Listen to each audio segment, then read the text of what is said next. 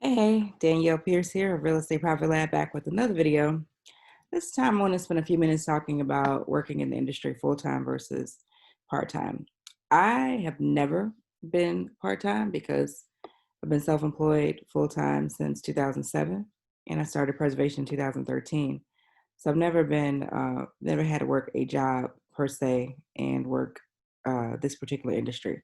But one of the questions that people ask is how many hours I require for part-time. Part-time, I would say, would be 15 hours or so, keeping in mind that that 15 hours is not going to fall on the times when you're not working. So it's not going to be a situation ever where you can say, well, I work from 9 to 5, so I work on this business from, 6 to 9, Monday through Friday, and have weekends off. Like, if that's your expectation, again, please don't move forward because you're going to be sorely disappointed. The work comes when it comes, and it's due when it's due, and it's typically not going to be rearranged around your existing schedule. So just know that going into it. Next question is how many hours are required for full time. Full time, I would say, is over 30, 35 hours a week. Um, could be more. Well, could be more if you're doing the work yourself, I should say. If you're outsourcing, then you'll probably still spend 30, 35 hours a week doing administrative work behind the computer, inputting work orders, talking to contractors, sending out work orders, responding to emails, etc. So I would say 30, 35 hours a week for that. Next question is, can I do this and still work my regular job? I don't know. It just depends on if your job has some level of flexibility. If your job requires that you be on the phone all day nonstop or talk to customers all day and you can't respond to a text or send an email or pick up a quick phone call or take a quick phone call here and there, then this is probably definitely not going to work for you. You need some level of flexibility in order to be able to work the industry.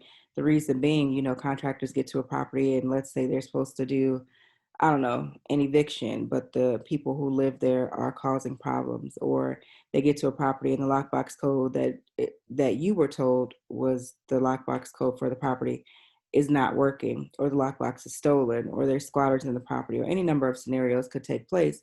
And so as the owner and the person who sent them to the property, they're going to want to call you or text you, and you got to be able to deal with that right then and there. And the next question would be, should I quit my job? And that would just be an absolutely not. You should not quit your job. Uh, most people, uh, uh, most people just aren't ready for that.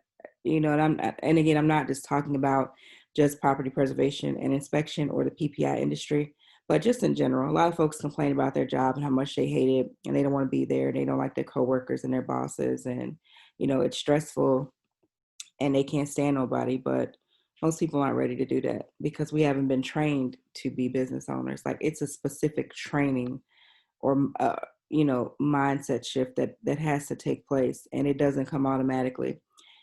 Even if you really really wanted to, even if you quit your job and you try really really really hard, it just doesn't happen that way. So most people aren't ready. So I would say you shouldn't quit your job. You shouldn't quit your job until you have started your company, started receiving work, started receiving consistent work, know what you're doing, can manage your time well, manage the work orders well.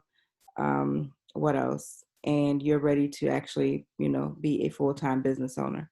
And again, that does take some time to be able to get to that point. Now, eventually you could do so if you wanted to, but do I recommend people just quit their job and just like, oh, you could do this and replace your job?